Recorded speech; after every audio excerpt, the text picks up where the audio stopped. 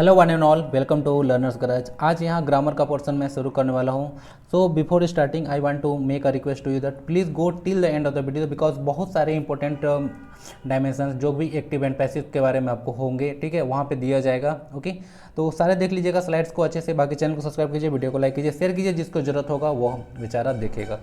तो शुरू करते हैं आज का first part active and passive का। और एक जानकारी, और जितने भी मैं वीडियो बना रहा हूँ वो मैं अब टॉपिक वाइज डाल रहा हूँ। जैसे कि अगर मैं ग्रामर पोर्शन के एक्टिव एंड पैसिव डालूंगा तो उसका अलग अलग पार्ट्स आएंगे। जैसे इडियम से फ्रेज का 2 पार्ट आ चुका है अब तक, एंड वन वर्ड सब्स्टिट्यूशन का 1 पार्ट आ चुका है। तो अलग अलग ऐसे ही पार्ट, जैसे भी कुछ दिन बाद अब फिलर्स का आने वाला है, जैसे कल वो वीडियो फिलर्स का अपलोड किया जाएगा।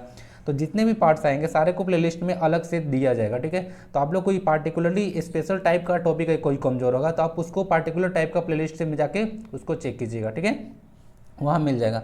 तो चलिए विदाउट डिलेइंग शुरू करते हैं आज का क्लास। ओके, तो इसमें अपना फीडबैक जरूर देना और लास्ट तक जाना। और कुछ और भी, मतलब अगर इसको वीडियो को देखा जाए तो मल्टी डायमेंशनली इसको डिस्कस किया जाएगा, यानी कि एक एक वर्ड्स को आपको क्लियर कर दिया जाएगा इसमें। ओके, तो एक अलग ही तरीका से ये मैं पढ़ाने का मेरा तरीका ये लगे कि कुछ भी पार्ट आएगा तो वहाँ पे उसको क्लियर कर दिया जाए। वर्ड्स हो, कोई ग्रामर का पोर्शन हो, मैं ऐसे नहीं पढ़ा दूँ कि मैं एक्टिव पैसिव पढ़ा रहा तो वहाँ पे अगर कोई वर्ड्स आता है या कोई ग्रामर का सेक्शन आ गया तो उसको छोड़ दिया जाएगा। नहीं, वहाँ पे उसको डिस्कस कर देना चाहिए और सही तरीका यही होगा कि हर एक चीज़ को क्लियर करते चलना चाहिए। ओके, तो चलिए शुरू करते हैं आज का फर्स्ट क्वेश्चन। इंस्ट्रक्शन में वही घिसा पिटा चीज़ रहता है, एक्टिव पैसिव दिया होगा। अच्छा हाँ, एक चीज़ और होता है कि जैसे कि आजकल एग्जामिनेशंस में क्या होता है कि आपको फाइंड आउट करना होता है कि जो पार्टिकुलर टाइप का सेंटेंस होता है वो एक्टिव वॉइस में है या पैसिव वॉइस में है, आपको पहले फाइंड आउट करना होता है। तो उसको आपको देख लेना। कभी भी पैसिव वॉइस V3 फॉर्म में, मतलब हमेशा V3 फॉर्म में होता है। अब एक्टिव वॉइस भी V3 फॉर्म में होता है। जैसे आप जितने भी परफेक्ट टेंस के बारे में बात करोगे उसमें हैज या हैव या हैड प्लस V3 होता है, तो आपको उसको आइडेंटिफाई करना होता है, ठीक है। लेकिन पैसिव वॉइस, जितना भी पैसिव वॉइस होता है सारा V3 होता है। ओके, अगर कुछ हम एक्टिव वॉइसेस को माइंड में न लें तो। ओके, तो जहाँ भी होगा V3 फॉर्म देख लेना थोड़ा सा। ओके, वो पैसिव वॉइस में होता है। तो पहले फाइंड आउट करना चाहिए कि इस सेंटेंस जो है पार्टिकुलर टाइप का दिया हुआ एक्टिव वॉइस में है या पैसिव वॉइस में। देन आफ्टर उसका करेक्ट आप एक्टिव या पैसिव बनाना और उसके बाद करेक्ट आंसर को टिक करके ले जाना। ओके, तो आज देख लेना, यही active passive voice find out करना है और देन आफ्टर हमको बनाना है। क्वेश्चन देखते हैं, did everybody miss the first बस। सेंटेंस को ध्यान से देखिएगा और इसको देखा जाए, इरेज करता हूँ थोड़ा। इस सेंटेंस को देखा जाए तो did okay, did plus subject plus V1 का कॉन्सेप्ट है। Did plus subject plus V1 जो होता है पास्ट टेंस का होता है। कि क्या होता है? सिंपल पास्ट होता है, सिंपल पास्ट टेंस। ओके, उसका इंडिफिनिट है, मतलब इंडिफिनिट को ही सिंपल कहा जाता है। तो उसका structure okay, did plus subject plus V1 होता है। और एक चीज़ याद रखना, डू का किसी भी फॉर्म के साथ, डू का किसी भी फॉर्म, जैसे डू हो गया, डज हो गया, ओके, डिड हो गया, इसके बाद हमेशा V1 आता है। और एग्जाम में कितनी बार आ चुका है इस पर क्वेश्चन कहा नहीं जा सकता है। डू के किसी भी फॉर्म के साथ V1 लगता है, इसको याद रखिएगा। देखिए यहाँ पे, तो यहाँ पे did everybody miss the first बस, क्या सब लोगों ने बस मिस किया, इसका क्या बनेगा? तो देखिए पहले इसको थोड़ा सा स्ट्रक्चर को समझ लेना, उसके बाद थोड़ा सा आगे बढ़ना। देखिए यहाँ पे होता क्या है कि जब पास्ट इंडेफिनिट टेंस का होता है उसका एक्टिव वॉइस का होता है सब्जेक्ट प्लस ऐसे V2 प्लस ऑब्जेक्ट होता है अफर्मेटिव सेंटेंस का। निगेटिव में जाइएगा तो आपको सब्जेक्ट प्लस डिड नॉट आता है। ओके, और इंट्रोगेटिव में जाइएगा तो डिड पहले आ जाएगा plus subject plus V1 plus object. और अगर उसका पांचवा स्ट्रक्चर के बारे में बात करें, ठीक है, जो कि क्वेश्चन वर्ड वाला होता है, तो बस इसको ज़्यादा कुछ नहीं होगा, क्वेश्चन वर्ड पहले लग जाएगा प्लस डिड लगेगा, उसके बाद subject plus V1 plus object. ये स्ट्रक्चर होता है पास्ट का। ओके, पास्ट का मतलब एक्टिव वॉइस का, आपको ये सब पता होना चाहिए। देन आफ्टर एक्टिव पैसिव कर सकते हो। एक्टिव पैसिव करने के लिए पहले टाइम एंड टेंस पढ़ लेना, ठीक है। एक्टिव पैसिव करने से पहले या भी जो भी नरेशन पढ़ोगे तो 2 चीज़ पढ़ने से पहले टाइम एंड टेंस के बारे में आपको अच्छा से जानकारी होना चाहिए। ओके, अदरवाइज नहीं बनना है। तो did plus subject plus V1 होता है स्ट्रक्चर एक्टिव वॉइस में। तो इसका पैसिव बनता है डिड का वाज या वेयर, क्या बन जाता है? वाज या वेयर हम लोग कर लेते हैं। उसके बाद सब्जेक्ट, अभी चीज़ आपको अगर पैसिव वॉइस पता होगा, जो ऑब्जेक्ट होता है, ओके, ऑब्जेक्ट होता है वही सब्जेक्ट बन के आता है। वर्ब उसके अकॉर्डिंग आएगा, वही मतलब V3 फॉर्म में, उसके बाद ऑब्जेक्ट लग जाएगा, जो सब्जेक्ट होगा ऑब्जेक्ट बन के आएगा। ओके, तो ये सब चीज़ होता है। तो यहाँ पे वाज या were plus subject plus V3 plus by plus subject देख लेना। और जी जो सब्जेक्ट होता है ऑब्जेक्ट बनता है, ऑब्जेक्ट होता है सब्जेक्ट बनता है। यानी कि ऑब्जेक्ट में मी है तो सब्जेक्ट की जगह पे आएगा तो सब्जेक्टिव केस में होगा। ये भी चीज़ ध्यान रखना। जैसे आई का मी होता है, आई का मी होता है, वी का होता है, दे का देम होता है। अगर देम होगा तो उसको आप सब्जेक्ट के स्थान पर लाओगे तो वहाँ पे सब्जेक्टिव केस में यूज होगा। यानी कि देम अगर ऑब्जेक्टिव केस में होगा तो उसको दी कन्वर्ट करके हम लोग सब्जेक्ट के स्थान पर लिखेंगे। क्लियर है ना? तो ये सब चीज़ भी मतलब पर्सन भी आप लोग को जानकारी होना चाहिए, फर्स्ट पर्सन सेकंड पर्सन में, ओके, और केस भी, ओके। चलिए आइए अगर इस क्वेश्चन को अगर ध्यान से देखा जाए तो इसमें देखिए डीड के बाद सबसे पहले तो वाज वर्सेस सेंटेंस स्टार्ट होना चाहिए, तो जितना में हैड वगैरह होगा सारा कट गया। एसएससी का एक बहुत इंपॉर्टेंट बात है ना कि मतलब क्वेश्चन ज़्यादा ईजी ही रहते हैं, ठीक है।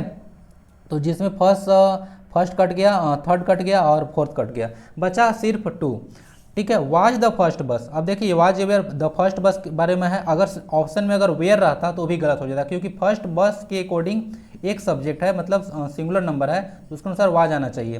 तो वाज द फर्स्ट बस मिस बाई एवरीबडी, ठीक है।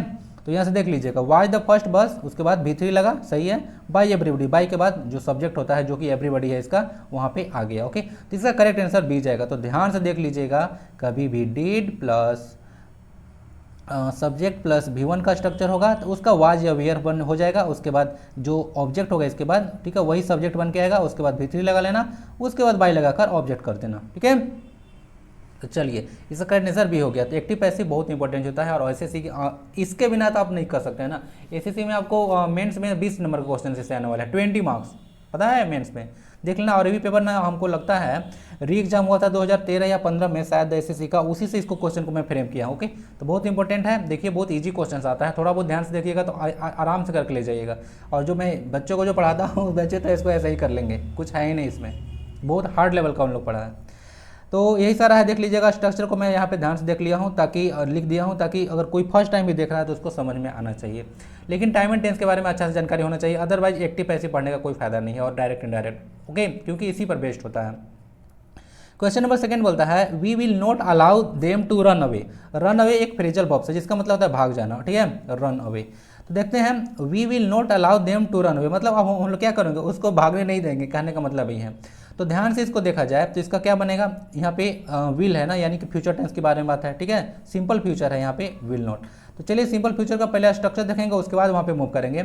सिंपल फ्यूचर का एक्टिव वॉइस का स्ट्रक्चर होता है सब्जेक्ट प्लस सेल या will plus verb plus object, V1 होता है जनरली, तो आप सिंपली वर्ब लिख सकते हो, ठीक है। सेल विल का यूज कहाँ होता है, ज़्यादा बकवास यहाँ पे करेंगे नहीं, ठीक है। जनरली आई और वी के साथ हम लोग सेल करते हैं, बाकी सबके साथ विल कर देते हैं, लेकिन मॉडर्न टाइम में सबके साथ विल यूज कर दिया जाता है, ठीक है, याद रखिएगा।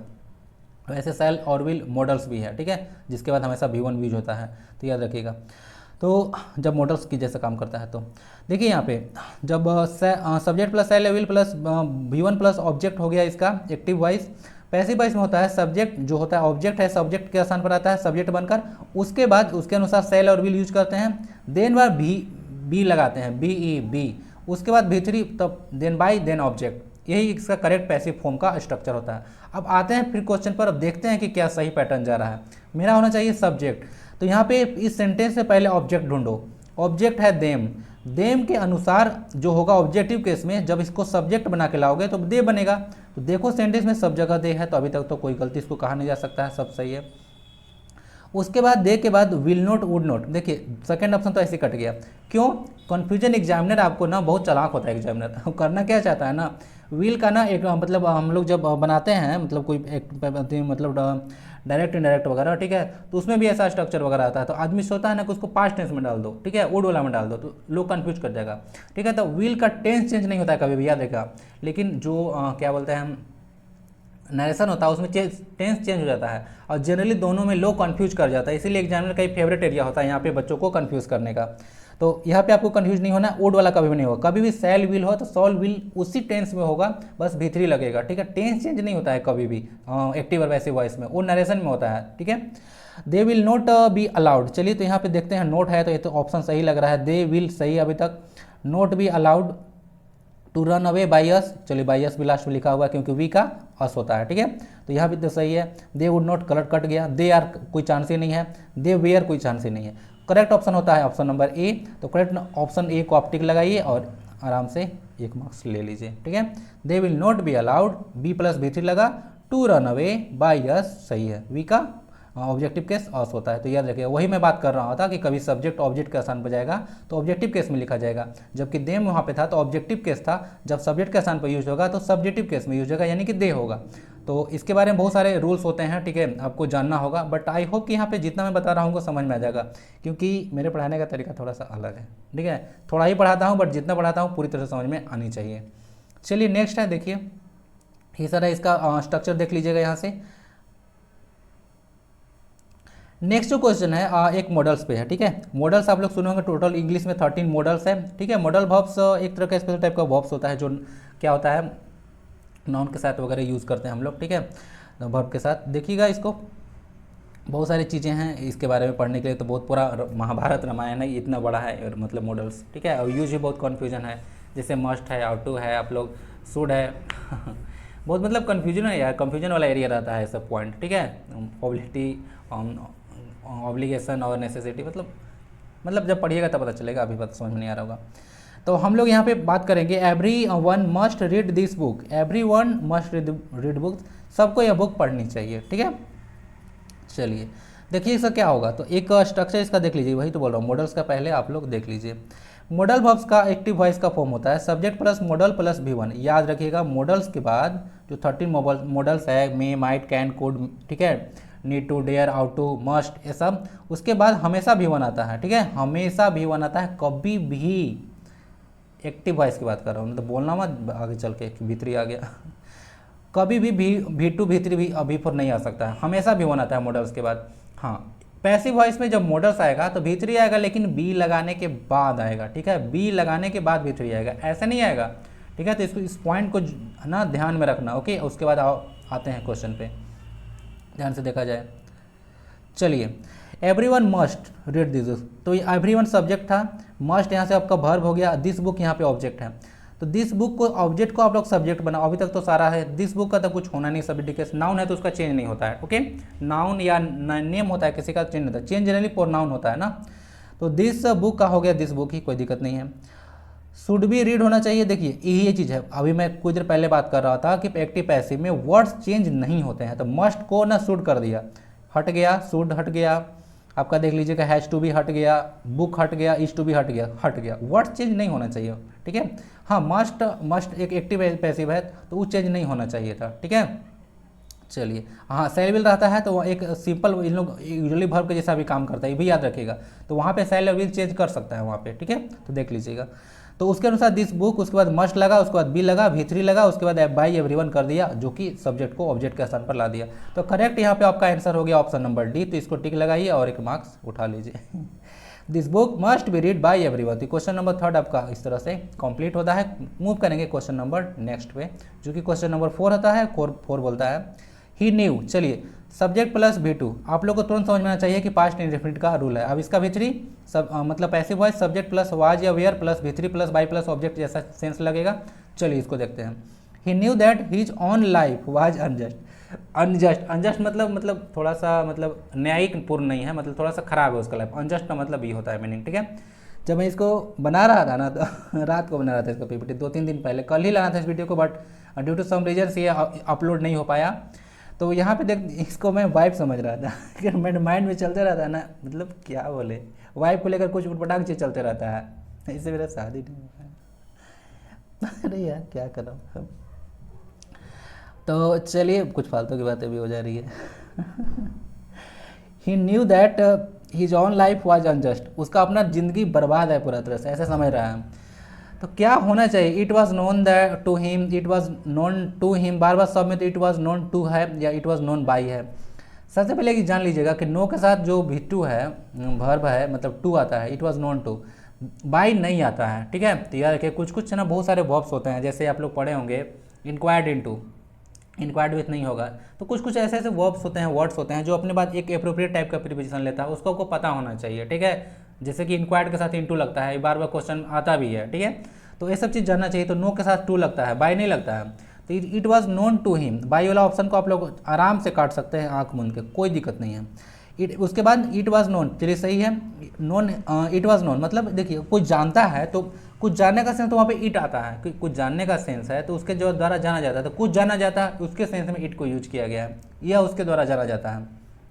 मैं जानता हूँ, क्या जानता हूँ, मैंने मैं कुछ जानता हूँ, it was known to me. तो इस तरह से इट वॉज नोन टू, अब देखिए ही था, इट वॉज, इसके समझिए he knew that, it was known to him that his own life was unjust. अब देखिए यहाँ पे फर्स्ट और सी ऑप्शन आपके पास बचा है अब तक ना, 2 ऑप्शन कट चुके हैं। अब देखिए यहाँ से छाटिए कैसे, ऑप्शन नंबर जो फर्स्ट है वहाँ पे हैड बीन अनजस्ट बोल दिया है। हैड बीन अनजस्ट इसीलिए किया है एग्जाम ने क्योंकि इसका फेवरेट एरिया होता है गलती कराने का, क्योंकि वाज अनजस्ट जो होता है ना वो पास्ट सिंपल पास्ट का रूल है, और नरेशन में जो आप एक बोलते हैं आपको इनडायरेक्ट और इनडायरेक्ट स्पीच, उसमें भी सिंपल पास्ट का पास्ट परफेक्ट में जाता है, और बच्चे लोग जनरली यहाँ पे कंफ्यूज हो जाते हैं। तो इसको पैसिव नहीं, इनडायरेक्ट स्पीच नहीं बनाना, हमको बनाना पैसिव, ठीक है, इसीलिए वर्ड चेंज नहीं होगा, his own life was unjust, ठीक है, तो वही रह जाएगा। इस तरह से आपका ऑप्शन नंबर सी जाता है, it was known to him that his own life was unjust. बाकी सब देख लेना, बाकी मतलब जितने भी वर्ड्स वगैरह हैं सारे क्लियर्स हो ही होंगे हो, ठीक है, सारा चीज़, ठीक है। नेक्स्ट स्लाइड की ओर मूव करेंगे, ऑप्शन आंसर सी है इसका।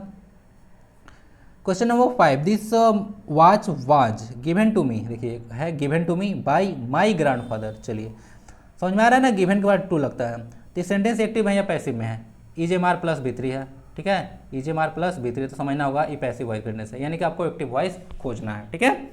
माय ग्रैंडफादर गिव्स मी होगा, पास्ट टेंस का है, प्रेजेंट टेंस में आएगा, जिंदगी में नहीं होने वाला है। माय ग्रैंडफादर गेव मी, अब देखिए गेव मी है तो सिंपल B2 है, वाजवेर आना चाहिए था, सही है या गलत है, अरे यार इसको गलत क्यों काट दिया मैंने। My grandfather had given me, ये भी नहीं होने वाला है। My grandfather has given this watch to me, ये भी गलत है। सही आंसर होगा बी, जो कि गलती से हमसे गलती हो गया, गलती से भी कभी कभी गलत हो जाती है ना ये गलती से मिस्टेक, तो वही हो गया मेरे साथ भी। जैसे माई grandfather gave me this watch होगा, क्योंकि अब इसका अगर देखिएगा दिस वॉच यहाँ से पहुँचा दिस वॉच पर, इसके अनुसार एक्चुअली वर्ब वाज लेगा, उसके बाद गिव का गिवन बनेगा, उसके बाद प्रीपोजिशन टू आएगा, ठीक है, और मी का मी रह जाएगा यहाँ पे, ठीक है, उसके बाद बाई माई ग्रैंडफादर लग गया, यानी कि correct answer option number B होगा आपका। तो ऑप्शन बी पे टिक लगाइए और 1 मार्क्स उठा के चले जाइए, ठीक है, समझिए। इसका रूल शायद हो सकता है आगे लिख दिया होगा मैंने। चलिए एक बहुत इंपॉर्टेंट चीज़ आ रहा है ना, ध्यान से देखिएगा, यहाँ पे सिंपल पास्ट का था जो कि subject plus V2 plus object होता है, इसका पैसिव वॉइस तो मैंने पहले ही बता दिया आपको, सब्जेक्ट प्लस वाज या वेयर होता है, उसके बाद V3 आता है, ओके, उसके बाद आपको बाय प्लस ऑब्जेक्ट देखिएगा, जो कि यही सब्जेक्ट ऑब्जेक्ट बन के आता है। मैं बार बार इस चीज़ को डिस्कस कर रहा हूँ। यहाँ पे एक इंपॉर्टेंट पॉइंट है, यहाँ पे जब सेंटेंस में आप लोग देखे होंगे, लास्ट स्लाइड में देखिए, मूव कीजिए यहाँ पे given to me by my grandfather, मतलब इस पैसिव वॉइस है, इसका एक्टिव वॉइस देखिए, गेव मी दिस वॉच, तो यहाँ मी भी एक ऑब्जेक्ट है और दिस वॉच भी एक ऑब्जेक्ट है। बात समझ में आ रही है? ऑब्जेक्ट पता करने आता है ना कि नहीं आता है?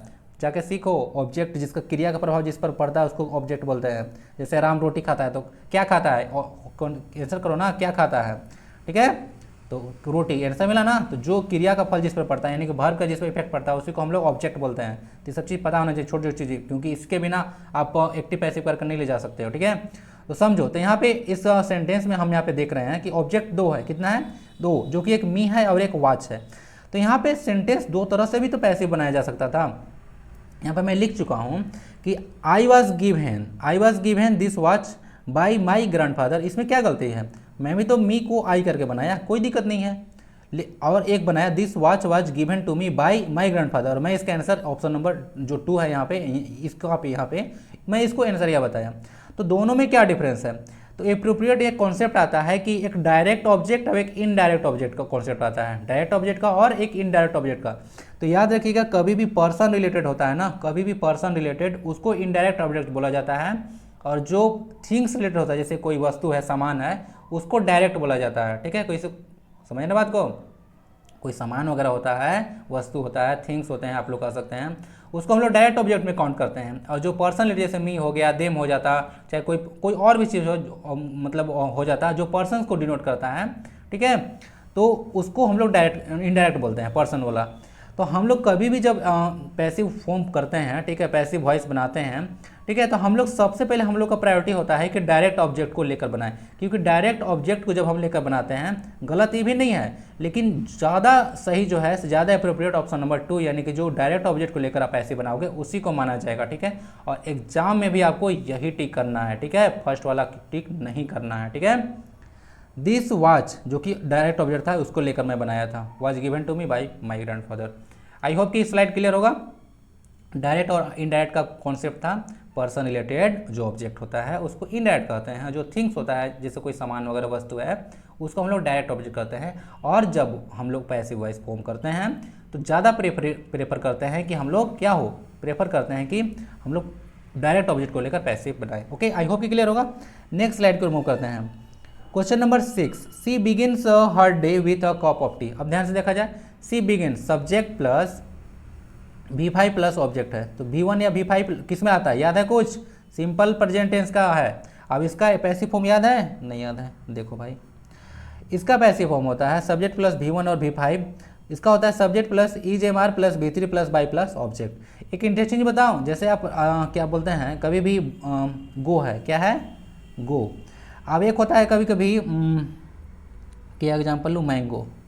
गो और मैंगो, पता है इसमें जब आप ए से एस लगाते हो और इसमें ए से एस लगाते हो तो आपको एक इंटरेस्टिंग बताऊं, ये अभी सिंगुलर हुआ और एक प्लूरल हुआ।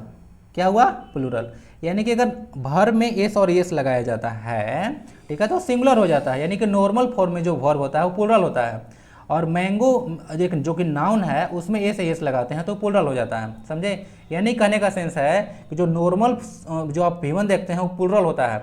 जैसे आप ध्यान देखे होंगे कि आई के साथ प्ले लगता है, प्लेज नहीं लगता है, जबकि ही के साथ प्लेज लगता है, ठीक है। और थर्ड पर्सन सिंगुलर नंबर कहा जाता है सी इट और ऑल नेम्स को, ठीक है, उसके साथ एस और एस लगता है। तो कारण यही है, जब भर में एस लगता है तो सिंगुलर हो जाता है, और जब नाउन में एस और एस लगता है तब वो प्लूरल हो जाता है, जो कि कॉमन सेंस की बात है। अब मैंगो मैंगोज में आप लोग समझते होंगे। तो यहाँ से इसको थोड़ा सा पॉइंट हमको लगा कि समझाना चाहिए तो मैंने समझा दिया, जो हमको लगता है कि हमको बताना चाहिए तो मैं बता देता हूँ, ठीक है। बाकी आप लोग को बुरा लगता है कि क्या लगता है, आप लोग तो कमेंट बॉक्स में बोलते ही नहीं है कुछ।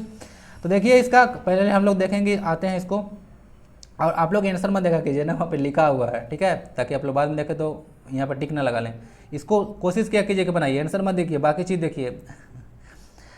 सी बिगिन्स हर डे, यहाँ पे देखिए ऑब्जेक्ट हर डे है ना, तो हर डे कुछ उठा लीजिए यहाँ से।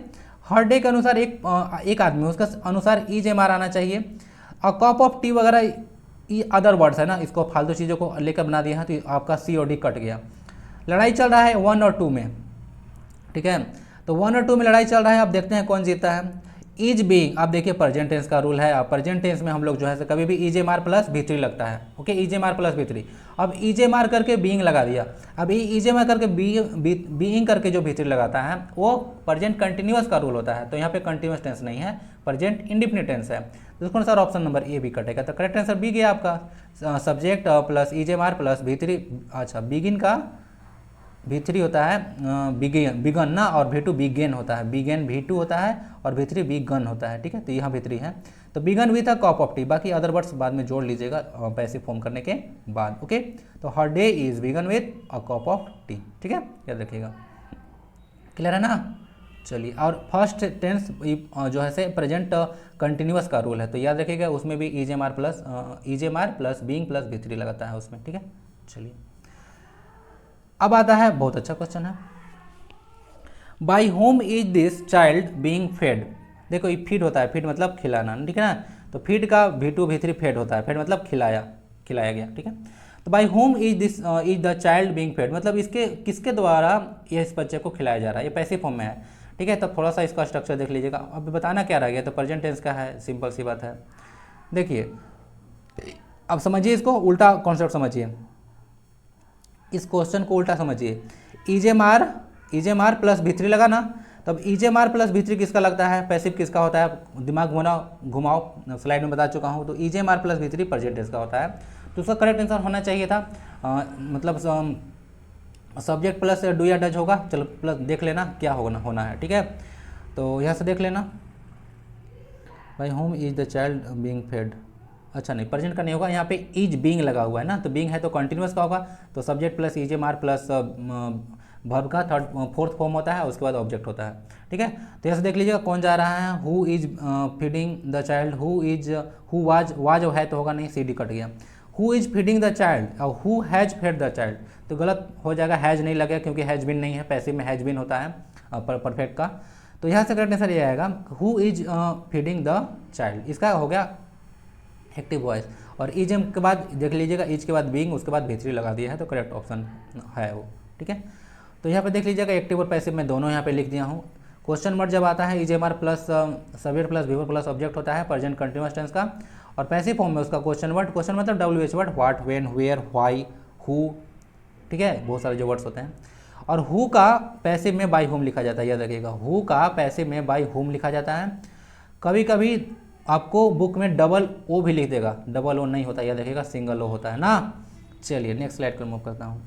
क्वेश्चन 8 है you have to do this immediately. अब यहाँ पे एक इन्फिनिटी है ना, जब भी 2 + V1 का कॉन्सेप्ट आता है समझिए कि इसको इन्फिनिटी है, और जब भी इन्फिनिटी को पैसिव बनाते हैं ज़्यादा कुछ नहीं करते हैं, 2 + B+ इसको V3 कर देते हैं, 2B + V3, ठीक है, और उसका पैसिव बन जाता है। ध्यान से देखिएगा, तो यहाँ से अगर देखें हम you have to do this, ठीक है, तो अब उसके अनुसार सब्जेक्ट ऑब्जेक्ट को लाइए, दिस को, इस किसी काम को करना है, ठीक है, दिस वर्क का तो आ जाता।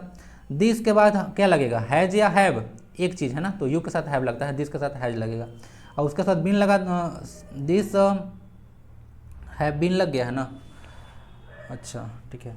चलिए तो इन्फिनेटिव है तो यहाँ पे हैज हैव थॉट, ठीक है, जिसके लिए इसके साथ नहीं लगेगा, you have to do this, ठीक है, तो हैव टू के साथ हैव टू बी डन कहीं है, चलिए है, चलिए देखते हैं। तो this has to be done by you immediately, तो उसके अनुसार दिस आया, उसके साथ हैज लगेगा।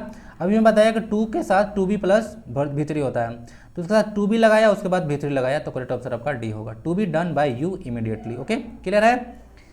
इमीडिएटली, इमीडिएटली क्या है आप लोग जानते हैं, बताइए तो जरा, इंटरेस्टिंग है। इमीडिएटली का मतलब होता है एट वंस, तुरंत, लेकिन आखिर है क्या, बताइए तो जरा, इमीडिएटली एक क्या है। और अगर माइंड में चल रहा होगा कि अगर वर्ब है, नाउन है, एडजेक्टिव है, एडवर्ब है, तो उसको सिंप्लीफाई कीजिएगा, बताइएगा थोड़ा सा, बताइए इसको सजा के सर्च कीजिए कि इमीडिएटली आखिर है क्या, कुछ नया चीज़ जानने को मिलेगा। क्वेश्चन यही था, देख लीजिएगा, इन्फिनिटिव का 2 + V1 होता है, और इसको 2B + V3 हम लोग फॉर्म करते हैं, तो हो गया।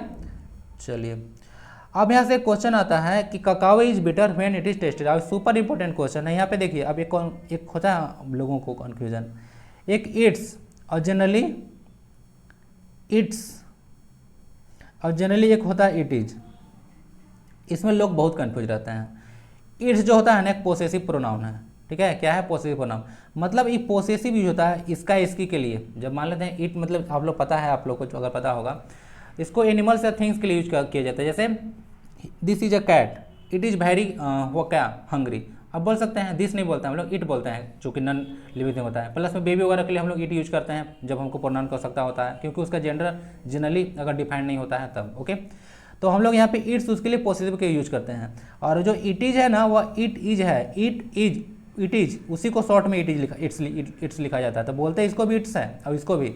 आपको मीनिंग के अनुसार समझना होगा कौन क्या है। इट्स मतलब इसका इसकी पॉसेसिव केस में, और इट इज मतलब जब दिखाना होगा आपको कि यह है। बात समझ में आ रहा है। चलिए, cacao is bitter when it is tested. अगर आपको थोड़ा सा पता हो कि टेस्ट एक तरह से हम वर्ब ऑफ परसेप्शन है, सुने हैं नाम। चलिए आगे डिस्कस करता हूँ थोड़ा सा, उसके बाद आएंगे यहाँ पे। देखिए, जब कभी वर्ब ऑफ परसेप्शन होता है, जो कि 5 हम लोग का ज्ञानेंद्रिय यानी कि सेंस ऑर्गन्स होते हैं, जिसमें फील करना, टच करना, स्मेल करना, टेस्ट करना और सी करना, ये सब वर्ब ऑफ परसेप्शन होता है, ठीक है, जो कि आप इसको समझ सकते हैं। तो जब इसका हम लोग को पैसे बनाना होता है, तो कुछ जो अदर वर्ड्स दिया रहता है उसके बारे में लिखते हैं, उसके बाद व्हेन वर्ड यूज करते हैं, उसके बाद हम लोग इट इज यूज करते हैं, इट इज, और उसके बाद उसको V3 लगा देते हैं, वर्ब पे जो भी टेस्ट फील वगैरह होता है, समझे। तो इसका पैसिव स्पेशल टाइप से बनता है। अब आके क्वेश्चन में समझिएगा और इसको देख लीजिएगा फिर ठीक से अच्छा से। ओके, चलिए, cacao is bitter when it is tested, actually में सेंटेंस ही पैसिव वॉइस में, आपको इसका एक्टिव वॉइस खोजना है, समझ में आ रहा है। तो cacao is bitter, cacao taste is bitter, cacao taste is bitter, या ककाओ टेस्टेड बिटर, टेस्टेड तो कट गया नहीं होगा, ककाओ इज टेस्ट बिटर, ये तो सेंटेंस ही गलत है। ककाओ टेस्ट बिटर या ककाओ इज बिटर, ठीक है। तो ककाओ इज बिटर तो ऑलरेडी वर्ड है, तो ये तो ऑप्शन ए रहने से रहा ऑप्शन बी बचा, ठीक है, ककाओ टेस्टिस बिटर। क्यों? क्योंकि यहाँ पे इट इज है, तो इट इज टेस्टिस में प्रेजेंट टेंस है, यहाँ पे दिख रहा है ना, प्रेजेंट टेंस दिख रहा है, ठीक है, तो यहाँ से इट इज इसका लगता है। और जनरली जो वर्ब परसेप्शन होता है जनरली प्रेजेंट टेंस में होता है, जैसे आई एम हियरिंग नहीं होता है, आई हियर होता है, ठीक है। लेकिन अगर दूसरा चीज़ होता है, मतलब उसका अगर कंटिन्यूस में बनाओगे तो मीनिंग चेंज हो जाता है, आप लोगों को थोड़ा पता होगा तो सब बहुत हार्ड टाइप का कॉन्सेप्ट का ग्रामर है, तो यहाँ पे उसको जानना जरूरी नहीं है, बट जो भी थोड़ा बहुत आता है तो मैं चाहता हूँ कि डिस्कस कर दूँ। तो ककाओ टेस्ट बिटर यहाँ पे देखेंगे आप, तो इसका बनता है ककाओ बिटर है जब इसको टेस्ट किया जाता है, ठीक है। जैसे कि वाटर फील्स हॉट, ठीक है, तो अगर ऐसा होता है तो water is hot when it is felt, बात समझ में आ रही है। तो ऐसे करके इसको बनाया जाता है, एक स्पेशल तरह का होता है, 4 5 10 इसके आधार पर आप बनाएंगे पैसिव वॉइस एक्टिव वॉइस, तब जाके बनेगा। और ये एक्टिव फॉर्म में है, इसका पैसिव ऊपर में जो दिया हुआ है क्वेश्चन खुद पैसिव है, आपको एक्टिव खोजना था। तो ककाओ टेस्ट इज बिटर, ठीक है, तो cacao is bitter when it is tested. अब थोड़ा जानकारी लिख लेते हैं, 2 वर्ड होता है ककाओ और एक होता है कोकोआ, ठीक है। कोको का होता है made by cold pressed unroasted, ये भुना हुआ नहीं रहता है, इसको सिर्फ प्रेस कर दिया जाता है, ठीक है। देखिए ककाओ एक तरह का सीड होता है, अगर निकाला जाता है तो पेय पदार्थ होता है। एक कोकोआ होता है, ये क्या होता है, रॉ ककाओ को, क्या होता है, रॉ ककाओ को बीट किया जाता है, क्या किया जाता है, बीट करके इसको बनाया जाता है, ठीक है। और ये सब रोस्टेड होता है, टेम्परेचर मतलब पकाया हुआ रहता है, उसको बीट करके बनाया जाता है, बिना रोस्टेड किया रहता है। दोनों में अंतर है, एक तरह का पेय पदार्थ है जिसे आप लोग चाय कॉफ़ी पीते हैं उस तरह का। तो आई होप कि वो चीज़ इसमें से जानने को मिला होगा, ककाओ टेस्ट इज बिटर का cacao is bitter when it is tested, इस तरह से बनेगा। चलिए क्वेश्चन नंबर लास्ट है जो कि क्वेश्चन नंबर 10 है, the old lady touch and पैटेड the cup. इससे बहुत कुछ आपको जानने को मिलेगा, इस सेंटेंस डालने का मेरा रीजन यही था। आप देखिएगा यहाँ पे 2 ठो वर्ब है ना, टच्ड और पैटेड, ठीक है, टच्ड और पैटेड। पैटेड का मीनिंग क्या होता है, चलिए बताइए जरा, PATTED, पैटेड का क्या मीनिंग है आप लोग बताइए। मैं सब नहीं बताने वाला हूँ, जाके सर्च करो कुछ और भी मिलेगा। तो यहाँ पे 2 वर्ब इसमें दिया हुआ है, द ओल्ड लेडी टच्ड और पैटेड द काउ। इसका मतलब होता है देखिए यहाँ पे कि मतलब इस सेंटेंस कौन है, सेंटेंस के बारे में बात करूंगा मैं। ये सब्जेक्ट प्लस V2 है ना, तो सिंपल पास्ट टेंस का स्ट्रक्चर है इसमें। तो सिंपल पास्ट का आप लोग को कुछ पहले बता चुका हूँ, subject plus was or were plus V3 plus object होगा। सेंटेंस खोज लो, this cow was touched by old lady, was touched होगा, was touched and patted by the old lady होगा, was touched and patted by old lady होगा, क्या होगा, ध्यान से देखिए।